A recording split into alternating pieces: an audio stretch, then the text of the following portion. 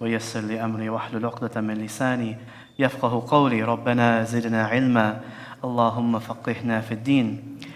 My dear respected brothers and sisters in Islam, inshallah, today we are continuing our hadith per week from Riyadh al-Salihin.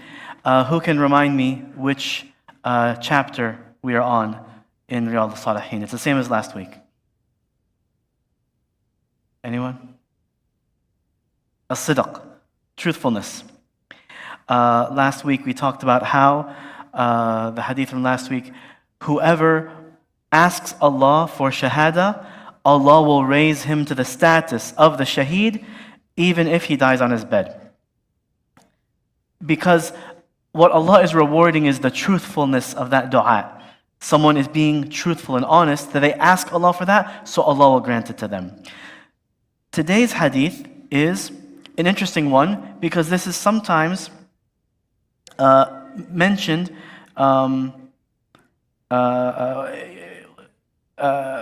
it's from the previous nations. I'm sorry, I apologize. I'm a little bit tired today.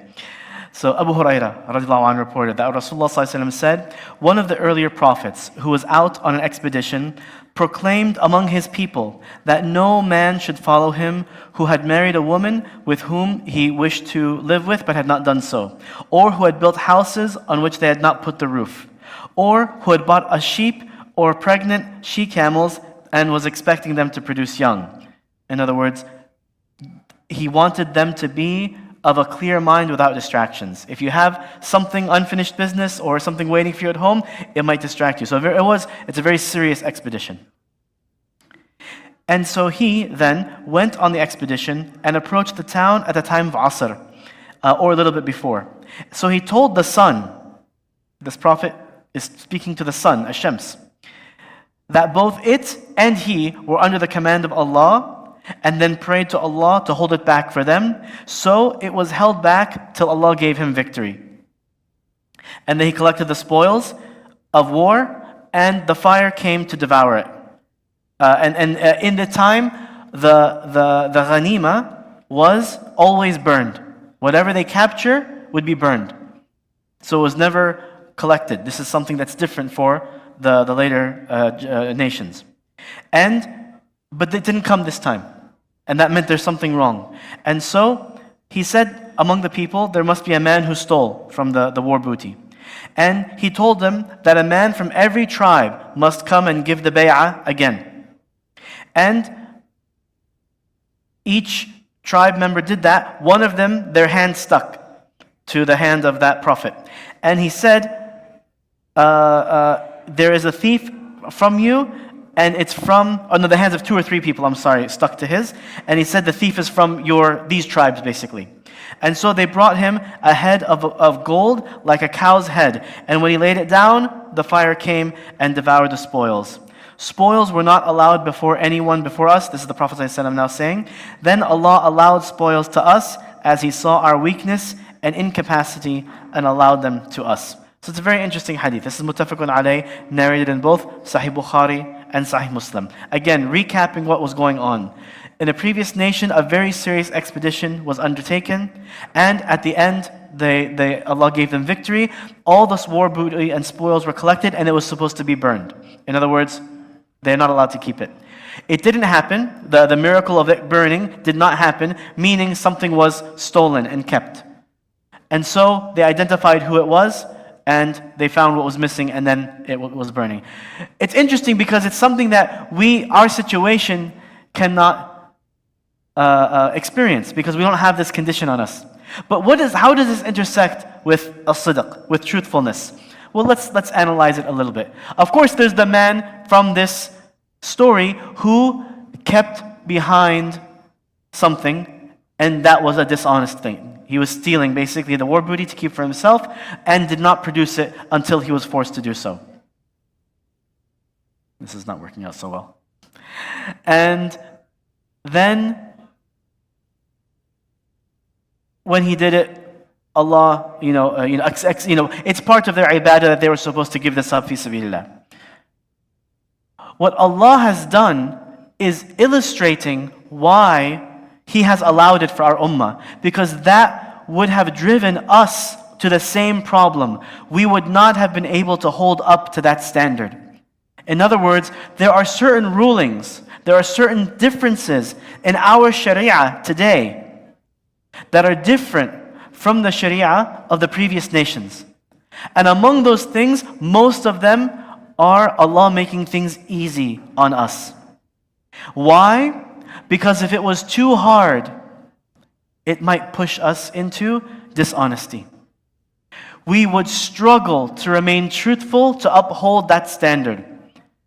So there are differences. For example, previous nations, they were not allowed to give up their deen or to say a word of kufr even if they didn't mean it, even if they're being tortured to death. They must remain steadfast saying the shahada until they are dead. Whereas in Islam, now we are allowed to save our lives by saying a word of kufr. If they say, worship this idol or do this or we're going to kill you, or say this thing of kufr or we'll kill you, we are permitted, and in fact, it's considered in a way like a command from Allah, the Prophet ﷺ. However, it is better to not do it, but it's not obligatory. For previous nations, it was obligatory. They were not allowed to give up their Islam. And there are other things, for example, with regards to the punishment of certain things. Like, for example, we know from the Surah Yusuf that the Sharia of Yaqub alayhi salam, what's mentioned about the Sharia of Yaqub alayhi salam in Surah Yusuf? Does anybody know? Yes. Oh, this is a good one. Yes, it was permitted in that time for a greeting or show of respect by doing sajda. And that is what Yusuf alayhi salam's brothers, father and mother did to him. And it's from the dream at the beginning. That's a good point. I wasn't thinking of that. I was thinking of another one. What's the punishment for someone who steals? Yes, this is how Yusuf alayhi salam was able to get his brother to stay. He manufactured the plot where it would look like he had stolen something, and the punishment according to their Sharia was that that person should be kept and held back, basically. So we don't have that. It's just, we have different rules. So the point is, we also have to recognize that sometimes making things difficult on people can push them to where they fall into not being truthful. Allah has made our deen easy on us, and it protects us from becoming untruthful where we otherwise, would be too hard for us. It's very interesting. I'm sure there are other takeaways, but this is what I understood when I read this hadith, is that, subhanAllah, this would be very hard nowadays, and many other things as well. Allah has made our deen easy. This is the deen, the middle path, the easy way. So we have to be grateful to Allah subhanahu wa ta'ala, and we have even less of an excuse compared to the previous nations and previous times to fall into lying or being untruthful and things like that. So we seek refuge in Allah subhanahu wa ta'ala from falling into deceit, from lies, being untruthful. We seek refuge in Allah subhanahu wa ta'ala from the situation that pushes us to the point where we start to wish or think, can I just lie? Can I be untruthful? Let me be dishonest to get out of the situation.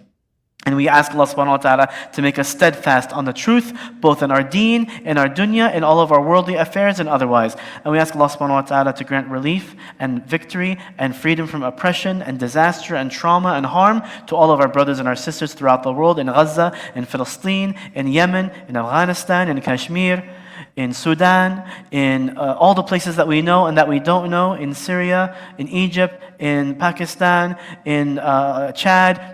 Honestly, if you name all the countries, you're going to find a lot. We ask Allah, you know better than us, give relief to all of our brothers and sisters and all the oppressed people around the world, free them from oppression and grant them victory over their oppressors. ربنا آتنا في الدنيا حسنة وفي الآخرة حسنة وقنا عذاب النار سبحانك اللهم وبحمدك وأشهد أن لا إله إلا أنت وأستغفرك وأتوب إليك جزاكم الله خير السلام عليكم ورحمة الله وبركاته